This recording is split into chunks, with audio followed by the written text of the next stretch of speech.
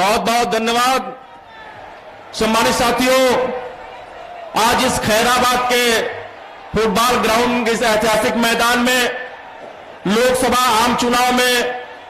Bahujan Samaj party के उम्मीदवारों के समर्थन में आयोजित इस विशाल चुनावी जनसभा की मुख्य अतिथि देश के करोड़ों दलितों, शोषितों, वंचितों, पिछड़ों के स्वाभिमान सम्मान के प्रतीक बहुजन समाज पार्टी की राष्ट्रीय अध्यक्ष, उत्तर प्रदेश जैसे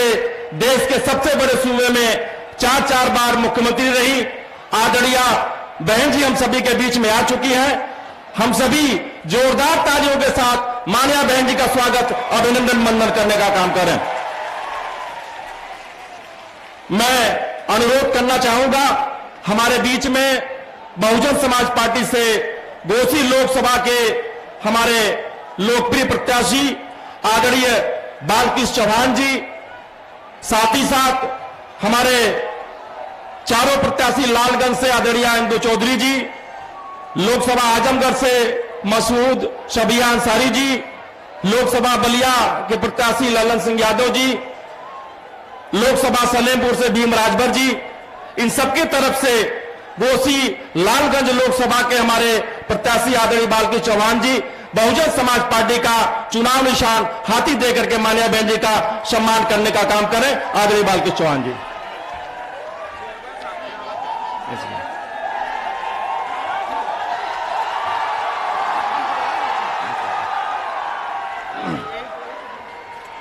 इसके बाद हमारे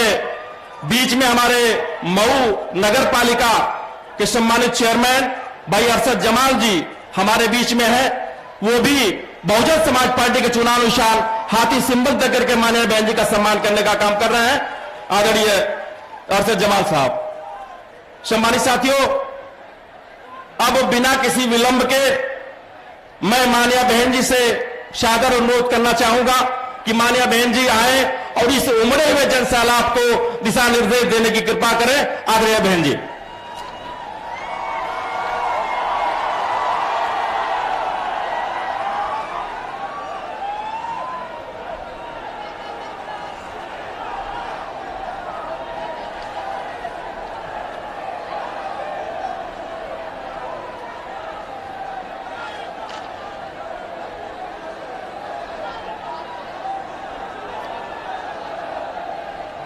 बीएसपी की इस विशाल चुनावी जनसभा में इकट्ठा हुए पार्टी के सभी छोटे बड़े पदाधिकारी एवं कार्यकर्तागण, आज आप लोग देश में व यहाँ आपके उत्तर प्रदेश स्टेट में भी लोकसभा के लिए हो रहे आम चुनाव में अपनी पार्टी के उम्मीदवारों के समर्थन में अर्थात आजमगढ़ मंडल से आजमगढ़ सदर लोकसभा की सीट से श्री मसूद शबिया अंसारी, लालगंज सुरक्षित लोकसभा की सीट से डॉक्टर इंदु चौधरी, घोसी लोकसभा की सीट से श्री बालकृष्ण चौहान, पूर्व सांसद बीएसपी, सलेमपुर लोकसभा की सीट से श्री भीम राजभर, इनके समर्थन में मुझे सुनने के लिए यहाँ इकट्ठा हुए हैं। तो उसके लिए मैं आप सभी लोगों का हार्दिक दिल से आभार प्रकट करती हूँ। वैसे आप लोगों को ये मालूम है कि हमारी पार्टी कांग्रेस, बीजेपी व अन्य किसी भी विरोधी पार्टी तथा गठबंधन आदि के साथ मिलकर नहीं, बल्कि अकेले ही अपनी पार्टी के बलबूते पर पूरी तैयारी व दमदारी के साथ ये चुनाव लड़ रही है। इसके साथ ही हमने टिकट बंटवारे के मामले में भी सर्व समाज के लोगों को उचित भागीदारी दी है, जिनको कामयाब बनाने के लिए अपनी पार्टी के लोग पूरे जी जान से लगे हैं। हालांकि आज यहाँ आपकी इकट्ठा हुई अपार भीड़,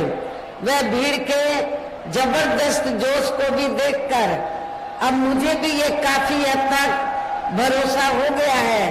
कि पिछली बार की तरह इस बार भी आप लोग अपने प्रदेश से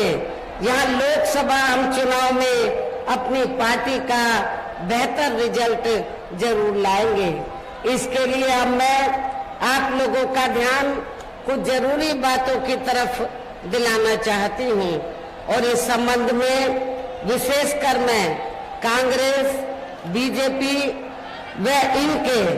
अन्य सभी सहयोगी दलों के बारे में ये कहना चाहूंगी कि आजादी के बाद शुरू में केंद्र व देश के काफी राज्यों में भी ज्यादातर सत्ता यहाँ कांग्रेस पार्टी के हाथों में ही केंद्रित रही है, किंतु इनके अधिकांश मामलों में रही गलत नीतियों एवं गलत कार्य प्रणाली आदि की वजह से ही फिर इस पार्टी को केंद्र व काफी राज्यों की भी सत्ता से बाहर होना पड़ा है तथा यही स्थिति इनकी सहयोगी पार्टियों की भी बनी रही है, जिसके कारण ही फिर पिछले कई वर्षों से बीजेपी व इनके सहयोगी दल केंद्र एवं काफी राज्यों की भी सत्ता में काबिज हो गए हैं, लेकिन इनकी भी ज्यादातर रही जातिवादी, पूंजीवादी, संकीर्ण, सांप्रदायिक व द्वेषपूर्ण नीतियों एवं कार्य प्रणाली आदि से तथा इनकी कथनी व करनी में भी काफी अंतर होने की वजह से अब ऐसा लगता है कि इस बार ये पार्टी भी यानी कि भारतीय जनता पार्टी भी केंद्र की सत्ता में आसानी से वापस आने वाली नहीं है, बशर्ते यदि ये चुनाव इस बार फ्री एंड फेयर होता है तथा आम चर्चा के मुताबिक वोटिंग मशीनों में भी कोई गड़बड़ी आदि नहीं की जाती है और वैसे भी इस बार चुनाव में इनकी कोई भी पुरानी एवं नई चल रही नाटकबाजी, जुमलेबाजी व गारंटी आदि काम में आने वाली नहीं है, क्योंकि अब देश की जनता काफी हद तक इस बात को समझ चुकी है कि इनकी पार्टी ने अब तक देश के विशेषकर गरीबों, कमजोर तबकों, मध्यम वर्गीय एवं अन्य मेहनतकश लोगों को जो इन्हें अच्छे दिन दिखाने के असंख्य प्रलोभन भरे वायदे किए हैं तथा अनेकों हवाई व कागजी गारंटी आदि भी दी है, तो उनका जमीनी हकीकत में अभी तक इन्होंने लगभग 1/4 हिस्सा भी कार्य पूरा नहीं किया है, बल्कि इसके स्थान पर इनका ज्यादातर समय व ताकत भी यहाँ इनके अपने चाहते रहे बड़े बड़े पूंजीपतियों एवं धन्ना सेठों को ही ज्यादा से ज्यादा मालामाल व धनवान आदि बनाने में तथा इन्हें हर स्तर पर छूट देने व बचाने में ही लगी रही है, जिनके अधिकांश आर्थिक सहयोग से ही ये पार्टी व अन्य पार्टियां भी अपना संगठन चलाती हैं तथा चुनाव आदि भी लड़ाती हैं, जिनका काफी कुछ खुलासा बॉन्ड की आई रिपोर्ट से भी हो जाता है। और इस संबंध में वैसे आप लोगों को ये मालूम है कि अभी कुछ दिन पहले माननीय सुप्रीम कोर्ट ने रिपोर्ट दी है और रिपोर्ट से ये खुलासा हुआ है कि इस देश में कांग्रेस, बीजेपी व अन्य जो जातिवादी पार्टियां हैं, पूंजीवादी पार्टियां हैं, तो पूरे देश में बीएसपी को छोड़कर जितनी भी पार्टियां हैं उन्होंने इस देश के बड़े बड़े पूंजीपतियों व धन्ना सेठों से तो पार्टी के संगठन को चलाने के लिए, चुनाव आदि लड़ाने के लिए अरबों खरबों रुपया इस देश के बड़े बड़े पूंजीपतियों व धन्ना सेठों से लिया है। किसके जरिए? बॉन्ड के जरिए। लेकिन बहुजन समाज पार्टी ही एक अकेली एक ऐसी पार्टी है जिसने बॉन्ड के जरिए एक भी रुपया इस देश के किसी भी बड़े पूंजीपति या धनाढ्य से नहीं लिया। इससे साफ जाहिर होता है कि हमारी पार्टी दूसरी पार्टियों की तरह बड़े बड़े पूंजीपतियों व धनाढ्यों की आर्थिक मदद लेकर ना तो अपना संगठन चलाती है न चुनावबाजी लड़ाती है, बल्कि हमारी पार्टी बीएसपी के मेंबरशिप के जरिए वे मेरे जन्मदिन के मौके पर थोड़ा थोड़ा धन इकट्ठा करके चुनाव के दौरान भी अपनी पार्टी के लोगों से थोड़ा थोड़ा आर्थिक सहयोग लेकर हमारी पार्टी के संगठन को चलाती है और चुनाव आदि भी लड़ाती है। इससे ये स्पष्ट है। इसके साथ ही अब ऐसा लगता है कि कांग्रेस पार्टी की तरह ही बीजेपी ने भी केंद्र की तमाम सरकारी जांच एजेंसियों का ज्यादातर राजनीतिकरण कर दिया है। इसके अलावा देश के किसान वर्ग भी वर्तमान बीजेपी की सरकार में शुरू से ही अपनी विभिन्न समस्याओं को लेकर काफी ज्यादा दुखी व परेशान रहे हैं और अभी भी हैं। जबकि यूपी में 4 बार हमारी पार्टी की रही सरकार ने इनके हितों का भी हर स्तर पर विशेष ध्यान रखा है और हमारी पार्टी के नेतृत्व में बनी सरकार ने अपनी चारों हुकूमतों के दौरान हमने उत्तर प्रदेश में किसानों को खेती करने के लिए सस्ते साधन उपलब्ध कराए और इतना ही नहीं, उनकी फसल का भी हमारी पार्टी की सरकार ने समय से उचित दाम दिया है। इतना ही नहीं, बल्कि केंद्र में पूर्व की रही कांग्रेसी सरकार की तरह ही वर्तमान भाजपा सरकार में भी इनकी जातिवादी हीन सांप्रदायिक एवं पूंजीवादी सोच व नीतियों के चलते ही पूरे देश में सर्व समाज में से खासकर गरीबों, दलितों, आदिवासियों, पिछड़े वर्गों, मुस्लिम एवं अन्य धार्मिक अल्पसंख्यक समाज के लोगों का भी पूर्ण रूप से विकास व उत्थान आदि नहीं हो सका है। और इस संदर्भ में वैसे आप लोगों को ये मालूम है कि पूरे देश में यहाँ दलितों, आदिवासियों एवं अन्य पिछड़े वर्गों का सरकारी नौकरियों में वर्षों से अधूरा पड़ा आरक्षण का कोटा भी अभी तक पूरा नहीं भरा गया है। विशेषकर एससी व एसटी वर्गों के सरकारी कर्मचारियों का पदोन्नति में आरक्षण भी अब काफी हद तक प्रभावहीन ही बना दिया गया है। और यहाँ मैं खास तौर से आजमगढ़ मंडल के दलित वर्ग के लोगों को ये बताना चाहती हूँ कि जब समाजवादी पार्टी सत्ता में थी, श्री अखिलेश यादव यूपी के मुख्यमंत्री थे, तो श्री अखिलेश यादव ने तो यूपी के एससी व एसटी वर्गों के सरकारी कर्मचारियों का पदोन्नति में आरक्षण बिल्कुल समाप्त कर दिया था, खत्म कर दिया था। तो मैं आजमगढ़ के दलित वर्ग के लोगों से, कर्मचारियों से ये पूछना चाहती हूँ, क्या आप लोग ऐसी पार्टी को वोट देंगे? मैं समझती हूँ बिल्कुल भी नहीं देंगे। ऐसी पार्टी को आप कतई भी माफ नहीं करेंगे। साथ ही केंद्र व राज्यों में भी विरोधी पार्टियों की रही सरकारों में इन सभी वर्गों को प्राइवेट सेक्टर में आरक्षण दिए जाने की व्यवस्था किए बिना ही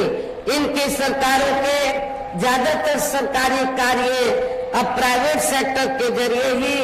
इनके बड़े बड़े पूंजीपतियों व धनाढ्यों आदि को ही दिए जाने के कारण अब इनको पूरे देश में आरक्षण का बहुत कम ही लाभ मिल पा रहा है। इसी प्रकार इनका अन्य और मामलों में भी शोषण व उत्पीड़न आदि होना अभी तक भी बंद नहीं हुआ है। इनके साथ साथ मुस्लिम व अन्य धार्मिक अल्पसंख्यक समाज के लोगों की भी हालत हर स्तर पर यहाँ काफी ज्यादा खराब व दयनीय हुई बनी हुई है, जिसका काफी कुछ खुलासा सच्चर कमेटी की रिपोर्ट में भी किया गया है। इतना ही नहीं बल्कि पिछले कुछ वर्षों से केंद्र व अधिकांश राज्यों में भी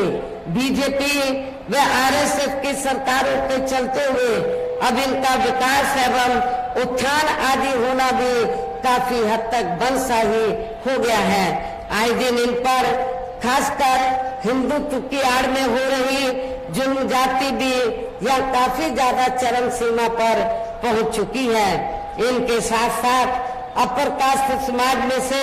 विशेषकर गरीब लोगों की भी हालत हमें कोई खास अच्छी नजर नहीं आती है। इनकी गलत कृषि नीतियों के कारण किसान वर्ग भी आए दिन आंदोलित ही रहता है। साथ ही इनकी गलत आर्थिक नीतियों की वजह से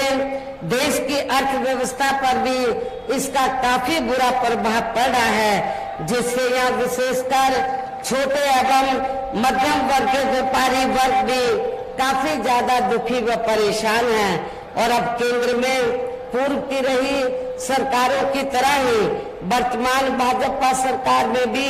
यहाँ पूरे देश में गरीबी, बेरोजगारी एवं महंगाई आदि भी लगातार काफी ज्यादा बढ़ रही है। देश में हर स्तर पर फैला भ्रष्टाचार भी अभी तक खत्म नहीं हुआ है। ऐसे में अब आप लोगों को देश में हो रहे लोकसभा चुनाव में कांग्रेस, बीजेपी व इनकी सहयोगी पार्टियों को भी केंद्र की सत्ता में आने से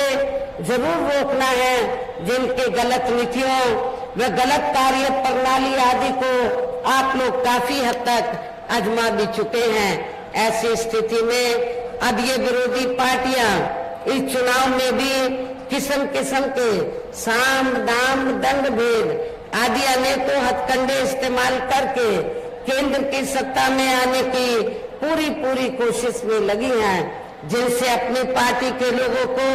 हर स्तर पर काफी ज्यादा सावधान रहना है। और इस मामले में विरोधी पार्टियां अपने अपने पक्ष में हवा बनाने के लिए खासकर मीडिया, ओपिनियन पोल व सर्वे आदि का जो बड़े पैमाने पर इस्तेमाल कर रही हैं, तो उनसे भी अपनी पार्टी के लोगों को बिल्कुल भी गुमराह नहीं होना है। इसके साथ ही विरोधी पार्टियों के विभिन्न रूपों में जारी किए गए इनके हवाई व प्रलोभन भरे चुनावी घोषणा पत्रों एवं वायदों आदि के बहकावे में भी अपनी पार्टी के लोगों को कतई भी नहीं आना है, जिन्हें ये पार्टियां चुनाव खत्म होने के बाद ज्यादातर अमल में नहीं लाती हैं और अब जिन पर से देश की जनता का अधिकांश विश्वास ही उठ गया है। यही खास वजह है कि हमारी पार्टी किसी भी चुनाव में अपनी पार्टी का कोई भी चुनावी घोषणा पत्र आदि जारी नहीं करती है। वैसे भी हमारी पार्टी किसी भी मामले में कहने में बहुत कम बल्कि कार्य करके दिखाने में ही ज्यादा विश्वास रखती है। और इस बात का सबसे बड़ा सबूत ये है कि उत्तर प्रदेश में 4 बार हमारी पार्टी के नेतृत्व में रही सरकार ने चुनाव में अपनी पार्टी के बिना कोई जारी किए गए चुनावी घोषणा पत्र के ही प्रदेश में आम जनहित में काफी कुछ ऐतिहासिक कार्य करके दिखाए हैं, जिनकी अब देश में अधिकांश पार्टियों की सरकारें काफी नकल भी कर रही हैं। जबकि इस मामले में हमारी पार्टी का ये कहना है कि यदि इन पार्टियों के स्थान पर केंद्र में हमें अपनी पार्टी की सरकार बनाने का मौका मिलता है, तो तब फिर हमारी पार्टी की बनी सरकार केंद्र में यहाँ अब तक रही सभी विरोधी पार्टियों की सरकारों की तरह केवल हवाई व कागजी कार्य आदि नहीं करेगी, बल्कि उत्तर प्रदेश की तरह ही जमीनी हकीकत में ठोस कार्य करके दिखाएगी। और इस संदर्भ में खासकर मैं ये कहना चाहूंगी, केंद्र द्वारा देश में पिछले कुछ समय से अति गरीब परिवारों को अस्थायी तौर पर फ्री में जो थोड़ी सी खाद्य सामग्री दी जा रही है, तो उससे इनका स्थायी तौर पर भला होने वाला नहीं है। और वैसे भी इनकी ये जटिल समस्या देश में हर हाथ को काम देने से ही केवल दूर हो सकती है, जिसकी तरफ हमारी पार्टी की बनी सरकार विशेष ध्यान देगी। और इस संदर्भ में मैं आप लोगों को सावधान भी करना चाहती हूँ। आप लोगों को ये मालूम है कि पिछले कुछ समय से तो केंद्र की बीजेपी की सरकार द्वारा जो गरीब लोग हैं उनको थोड़ा फ्री में राशन देकर उसके एवज में उनसे वोट लेने की गुजारिश की जाती है कि आपको केंद्र की सरकार ने फ्री में राशन दिया है, तो इसके एवज में आपको बीजेपी को वोट देना चाहिए। आपको बिल्कुल भी इनके बहकावे में नहीं आना है, इनके चक्कर में नहीं आना है, क्योंकि पूरे देश में जो गरीब लोगों को फ्री में जो थोड़ा सा राशन दिया जा रहा है, तो ये बीजेपी की जेब से नहीं, आरएसएस के लोगों की जेब से नहीं दिया जा रहा है, बल्कि इस देश की जनता जो टैक्स के जरिए सरकार के पास पैसा देती है, उस टैक्स के पैसे से ये राशन मुफ्त में आपको दिया जा रहा है, ये किसी की जेब से नहीं। साथ ही देश में पिछले काफी वर्षों से आए दिन बढ़ रही गरीबी, बेरोजगारी व महंगाई आदि से भी जनता बहुत ज्यादा दुखी व परेशान है, जिसे भी आर्थिक नीतियों में तब्दीली करके जरूर दूर किया जाएगा। धर्म की भी आड़ में पिछले कुछ वर्षों से खासकर मुस्लिम समाज के लोगों का द्वेष की भावना से जो इनका काफी ज्यादा शोषण व उत्पीड़न आदि किया जा रहा है, तो उसे भी जरूर रोका जाएगा। और ये सब हमने अपने यूपी की रही सरकार में करके भी दिखाया है। इसके अलावा हमने यूपी में सब समाज में से गरीब एवं बेरोजगार लोगों को बेरोजगारी भत्ता आदि न देकर उन्हें बड़ी तादाद में रोटी रोजी के साधन भी उपलब्ध कराए हैं, जो अब ये कार्य भी अधिकांश ठंडे ही पड़े हैं, जिनको फिर केंद्र में बीएसपी की सरकार बनने पर प्राथमिकता दी जाएगी। कहने का तात्पर्य ये है, देश में इस समय हो रहे लोकसभा चुनाव में विरोधी पार्टियों के जारी किए गए उनके हवाई व प्रलोभन भरे चुनावी घोषणा पत्रों आदि के बहकावे में अब यहाँ खासकर देश के अति गरीबों, मजदूरों, बेरोजगारों एवं अन्य मेहनतकश लोगों को बिल्कुल भी नहीं आना है। और अब इन्हें ऐसी सभी विरोधी पार्टियों को हर हालत में केंद्र की सत्ता में आने से जरूर रोकना है, जिनकी कथनी व करनी में काफी अंतर रहा है तथा जिन्हें ये लोग वर्षों से आजमा भी चुके हैं। ऐसे में अब मेरा यही कहना है कि आप लोगों को अपने खुद के व अपने प्रदेश एवं देश के भी हित में अपने वोटों को या कांग्रेस, बीजेपी व अन्य विरोधी पार्टियों को न देकर केवल अपनी एकमात्र हितैषी पार्टी बहुजन समाज पार्टी को ही देना है। जो ये पार्टी उत्तर प्रदेश की तरह ही केंद्र में भी अपनी पार्टी की सरकार बनने पर फिर पूरे देश में यह अपनी पार्टी की सर्वजन हिताय व सर्वजन सुखाय की नीतियों पर आधारित सरकार चलाएगी। इसके साथ साथ केंद्र से जुड़ी आपके क्षेत्र के जो भी यहाँ स्थानीय समस्याएं होंगी तो उन्हें भी फिर दूर करने का हर संभव पूरा प्रयास किया जाएगा। और इस मामले में आज मैं आप लोगों को ये विश्वास दिलाना चाहती हूँ कि आप लोगों के पूर्वांचल की लंबे अरसे से ये दिल्ली पर पूर्वांचल के लोगों की लंबे अरसे से ये मांग रही है कि पूर्वांचल क्षेत्र पिछड़ा हुआ है और इसको अलग से स्टेट बनाया जाए। जब केंद्र में हमारी पार्टी सत्ता में आएगी तो आपके पूर्वांचल क्षेत्र को अलग से स्टेट बनाया जाएगा, इसको अलग से राज्य का दर्जा दिया जाएगा। साथ ही या गरीबों, मजदूरों, बेरोजगारों, कर्मचारियों, किसानों,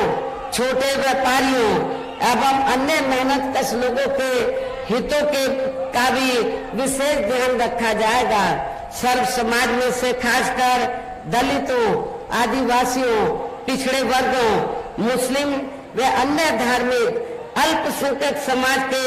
लोगों के विकास व उत्थान के साथ साथ हर स्तर पर इनकी सुरक्षा आदि के लिए भी सख्त कदम उठाए जाएंगे और तभी फिर यहाँ वास्तव में अपने देश के महान संतों, गुरुओं व महापुरुषों में भी विशेषकर महात्मा ज्योतिराव फूले, श्री छत्रपति शाहू जी महाराज, श्री नारायण गुरु, बाबा साहब डॉक्टर भीमराव अम्बेडकर एवं मान्यवर श्री कांशीराम जी आदि का अधूरा रहा सपना जरूर साकार हो सकता है, जिनको यूपी में हमारी पार्टी की रही सरकार द्वारा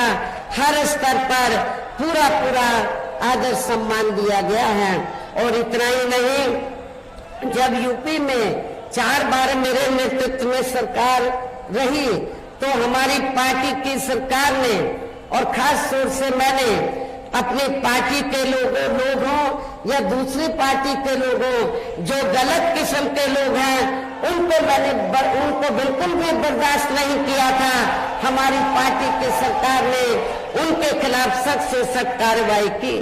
आप लोगों को मालूम है उस समय हमारी पार्टी का एक यादव समाज से एमपी था। मेरी सरकार बनते ही उसने कानून अपने हाथ में ले लिया। मैंने ये नहीं देखा कि वो बीएसपी का एमपी है, मैंने कानून व्यवस्था देखी, अपनी जिम्मेवारी का मैंने एहसास किया और मैंने उस मेंबर पार्लियामेंट को अपने मुख्यमंत्री के बंगले में बुलाकर तो उसको मैंने जेल के हवाले कर दिया था। इसलिए मैं आप लोगों को बताना चाहती हूँ, यदि इस पार्टी मूवमेंट को आगे बढ़ाना है तो आप लोगों को अपने पढ़ाई के चक्कर में नहीं पड़ना है। और हमारे संतों, गुरुओं, महापुरुषों ने जो संघर्ष किया है उसकी संघर्ष की बलि नहीं चढ़ानी है, बल्कि उनके संघर्ष को ध्यान में रखकर उनके बताए हुए रास्तों पर चलकर आप लोगों को उनके मूवमेंट को आगे बढ़ाना है। इन्हीं खास बातों के साथ ही अब मेरा देश व आपके स्टेट के भी हित में यही कहना है कि हमारी पार्टी ने यहाँ जिनको भी लोकसभा के लिए चुनाव के मैदान में उतारा है, हमने आप लोगों को मालूम है मुस्लिम को भी हमने मौका दिया और पिछड़े वर्ग से भी पिछड़े वर्ग से भी हमने विभिन्न जाति के लोगों को मौका दिया है, क्योंकि हमने ये जो मऊ घोसी लोकसभा की सीट है तो हमने यहाँ से बालकृष्ण चौहान जो पहले बीएसपी से चुनाव जीत चुके हैं तो इनको चुनाव के मैदान में उतारा है। राजभर वोट भी काफी है, भीम राजभर को खड़ा किया और बलिया से हमने यादव समाज से बीएसपी का प्रत्याशी चुनाव के मैदान में उतारा है। हमने अकेले राजभर कोई मौका नहीं दिया है, राजभर को भी दिया है, मुनिया चौहान को भी दिया है, मुस्लिम को भी दिया है, बलिया से यादव समाज को भी दिया है और रिजर्व सीट से हमने दलित वर्ग की महिला को भी मौका दिया है। मेरे आप लोगों से पुरजोर अपील है कि बहुजन समाज पार्टी ने इन जिन लोगों को भी चुनाव के मैदान में उतारा है, जो ये लोग आपके सामने यहाँ खड़े हैं, मंच पर मौजूद हैं, तो उन्हें आपको जरूर कामयाब बनाना है, जिसके लिए यहाँ पार्टी के सभी स्तर के छोटे बड़े पदाधिकारी एवं कार्यकर्तागण आदि पूरे जी जान से लगे हैं। और अब अंत में मेरा यही कहना है कि आप लोगों को वोट पड़ने वाले दिन यहाँ बीएसपी के अपने सभी लोकसभा उम्मीदवारों को अपने पार्टी के हाथी चुनाव चिन्ह के सामने वाले बटन को दबाकर इनको भारी वोटों के अंतर से जरूर कामयाब बनाना है, जरूर विजयी बनाना है। इस खास अपील के साथ ही अब मैं अपनी बात यही समाप्त करती हूँ। जय भीम, जय भारत।